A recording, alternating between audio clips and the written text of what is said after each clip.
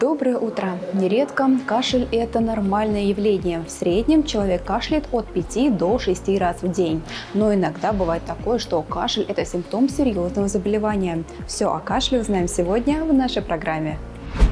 Развеять мифы о кашле нам сегодня поможет врач-терапевт Опенов Сергей Васильевич. Доброе утро! Доброе утро! Говорят, что кашель связан с заболеванием легких или бронхов. Но какие еще причины кашля есть? Расскажите о них. Кашель – это вообще защитная реакция организма, которая является очисткой легких для того, чтобы именно мокрота не скапливалась в них. Появление кашля может быть разного плана, как вирусного генеза. Это заболевание, которое сопровождается ОРВИ, хроническим бронхитом. Обострение хронического заболевания – это как бронхиальная астма, провоцируя как спазм, так и невирусного. Это можно отнести к аллергиям. Приемы препаратов, которые могут провоцировать аллергию, кашель, назальный затек, который может провоцировать также его. Говорят, что сухой кашель менее опасен, чем влажный. Вы с этим согласны? Разделяют продуктивный и непродуктивный кашель. Любой из этих кашлей может быть опасен, если пациент, человек его неправильно интерпретирует и не занимается лечением.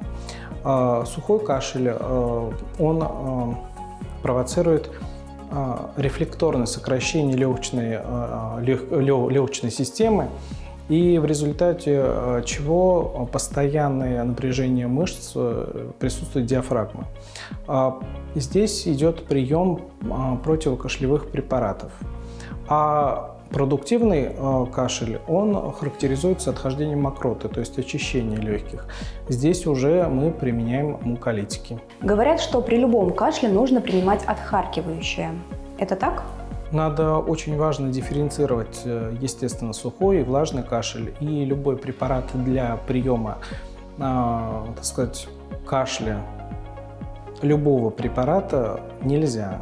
Только назначается через консультацию врача-специалиста. То есть при сухом кашле невозможно применять, например, муколитики, потому что если пациент выпьет тот же самый ацетилцистеин, то, естественно, ночью он не сможет уснуть, потому что ацетилцистеин будет провоцировать кашель, отхождение мокроты, а при сухом кашле его нету, поэтому будет данный прием лекарственного препарата неэффективен и только закончится мучительным кашлем.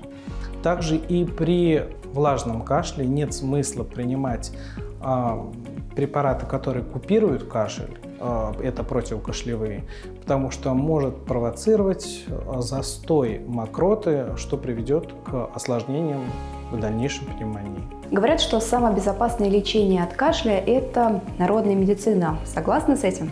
По поводу приема народных средств, возможно, в некоторых случаях оно, конечно, может быть оправдано. Это, например, применение различных сборов, это, например, грудной сбор. Но применение банок и горчичников современная медицина не совсем одобряет в плане того, что это не доказало своей эффективности, это раз. А во-вторых, от горчичников и тех же банок мы можем получить при неправильном использовании лишь только ожог. Есть еще одно мнение, что если появился кашель, то нужно срочно дышать через ингалятор. Это так? По поводу небулайзерной терапии могу сказать следующее, что при любом кашле или при каждом вирусном заболевании не стоит пренебрегать ингаляторами, потому что должны быть строгие показания. У пациента, если бронхообструктивный синдром, то есть вам тяжело дышать, заложенность грудной клетки, то здесь целесообразно применение ингаляторов. Если вы хотите увлажнить слизистую легких, максимум, что вы можете сделать, это проингалироваться физраствором. При каких симптомах нужно незамедлительно обратиться к врачу? Если пациент болеет уже более 3 дней и отмечает ухудшение симптоматики, например, повышение температуры, заложенность грудной клетки, боль в лопаточной области, трудно, так сказать, дышать пациенту, то нужно, конечно, обратиться за медицинской помощью. Огромное вам спасибо. Здоровья вам и вашим близким. Сегодня мы узнали о самых популярных мифах про кашель и узнали, при каких симптомах нужно обратиться к врачу. А вы берегите себя и будьте здоровы!